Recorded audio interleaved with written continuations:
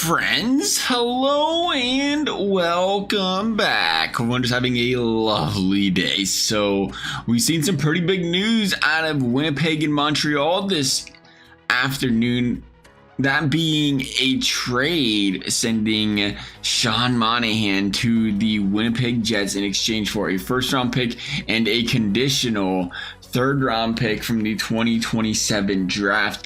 And today we take a look at this trade and say, hey, was it a trade? Was it a trade that, according to EA, right off the bat, it looks like, and we've seen this, I want to say yesterday. We've seen this yesterday. We're throwing on per player because it won us send a trade. We're just doing this for sending the trade purposes. But anyway, we've seen this yesterday where that was a big, steep price for Elias Lindholm. Lindholm's a great player, but rarely do you see an NHL-ready player get sent away in a draft or in a trade, let alone a guy that was dang near a point-per-game player last season. That was a lot. And now today we see Sean Monahan, who was once a very good center in the league. I think his best years are behind him. He is still 28.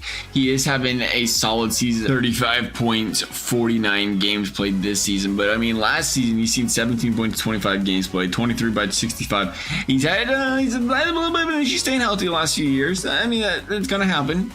But he was a very productive player. I remember this back in time, Calgary is really good. That line was. He had 82 points, 64, 58.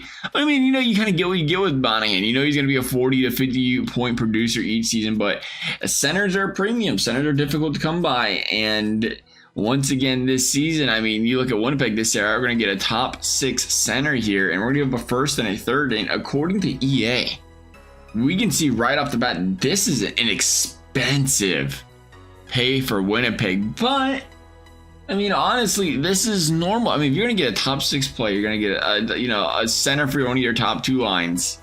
You're gonna give Winnipeg's gonna give a first, and Winnipeg's thinking, you make this trade, you're gonna go for a Stanley Cup. You think this trade's gonna be a mid-20s draft pick. If you're Winnipeg, you're hoping it's like a 22nd, 23rd. Really, you're hoping it's a 32nd. But you're thinking 22nd, 23rd is like how good's the player gonna be. And also, if you're Winnipeg, you're like, can we potentially sign this guy to an extension? He's on a pretty cheap deal over there in Montreal. Can we get him for a cheap deal next year? And you can say, you know what? They could really work out for Winnipeg. Montreal's got to be loving this trade, though. The team's not the best season. He's on the last year of his deal. You add another first-round draft pick. It's really a trade, honestly. According to EA, and when EA says, when EA accepts a trade like that, that means Montreal won by a mile and a half, according to EA. And rarely do we see trades like this where it works out this way, or we can actually send the trade as a team receiving the good player, giving up the compensation. Normally it's the other way around. So surprising there. In that situation, it definitely makes you raise, some eyebrows and question things. But you got Monahan. Velarde's going to have to go to the wing, I would assume, here. And again, it does help your second line out. You definitely need that. Is that gonna catapult this team to a Stanley Cup, though? We shall see. Overall, I'm gonna go back and forth on it. I need to hear everybody's thoughts on this one. The thing is, it's so important to know what year it is and how much, what's on the trade market when it comes to value, because some years you can get really good players and I'm like, I'll be a second round pick, and other years there's nobody on the market. That's the thing, the market's dried up, there's not a lot of options, and teams are kind of forced to overpay because they got to get their guy and try to make a splash and improve their team a little bit more, because they're like, we're in that situation, we've got to try to improve a little bit more because we're getting to that point in our tenure where we think, we know what, we need to win now. Might be losing some key players. Winnipeg, a team that just ain't their goaltender for a really long time. But still, maybe they're looking, got a little, some of our other guys getting a little bit older. How the Kyle Connor situation, how long he's around the team. I don't know. It's an interesting one for me for Winnipeg, because Winnipeg's notoriously a team that doesn't like to pay their players either. So maybe they look at Monahan and say, hey, this is a solid player that we can. And again, he's not over 30. He's a guy that can lock down 3 or 4 years, and they can hope they can potentially get him for $3 million a year, maybe $4 million a year. I can't imagine. I'm not a center, but again, it's not a bad option. And you consider it, and that's what's so important here for Winnipeg. If you consider they can get him this year, and if they can lock him down for a longer term deal, they did all right. I think again, we're comparing things to that Kuzmenko trade with Lindholm. They did really all right. That seemed like an overpay. That seemed like Vancouver saying, hey, we have these studs now. We want to win right now. We're going to figure it out right now. Bring them on over.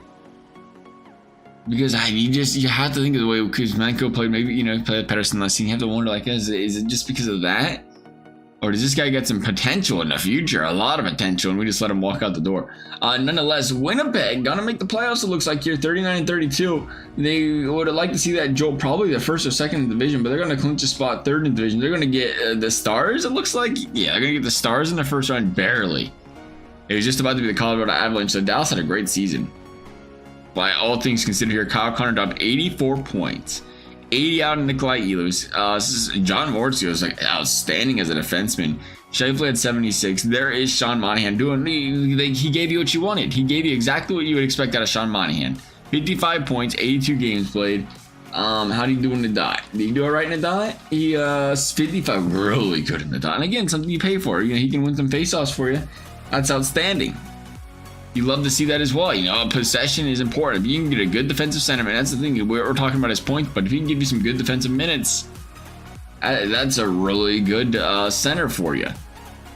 Winnipeg overall, we'll take a look at how they did from a points per game allowed. It scored 3.24 points, scored pretty good. 3.23 goals against, not so good. They got to straighten that one out. If they can straighten that one out, they're gonna be pretty good.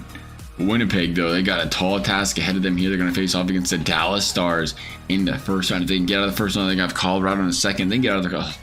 it's a gauntlet. It's a tough one for Winnipeg, but Winnipeg's been here before. They can do it if they want to. Like I said, their mind's going to be all right. Series split 1 apiece, shutting out the Dallas Stars in game number 2 in Dallas. Big wins there. Winning at home in game number 3, 3-2. Dallas is going to fall behind in the series. They're going to tie it right back up. Pivotal game number 5, and Dallas is going to win that one on a 2-0 win, or score, we should say.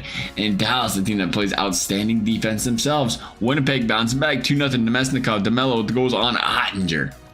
2-1. Dallas bouncing back. Pavelski with the goal on Connor Hellebuck. Here we go. Period number 3. Dallas needs to score one more. Winnipeg needs to try to hold them off for 15 more minutes, and they'll have a chance to go to game number 7 in Dallas. Be a tough place to play. Power play for the Winnipeg Jets are going to come up empty-handed. It has been all Dallas Stars in this period. Connor Hellebuck standing on his head, but he can only do so much. Lundell with the goal. Power play Jets once again empty-handed. Power play Stars, and the Stars are going to come up empty-handed. Here we go into the final or overtime period. Dallas has 44 shots.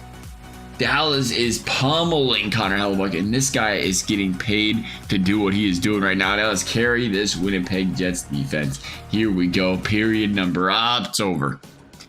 Dallas comes back down by 2. Winnipeg sits on that 2-goal lead and ends up relinquishing it. Wyatt Johnson, the young stud, puts one in on Connor Hellebuck, and it was just too much. 45 shots to 28. You're going to lose games when you get outshot 45 to 28.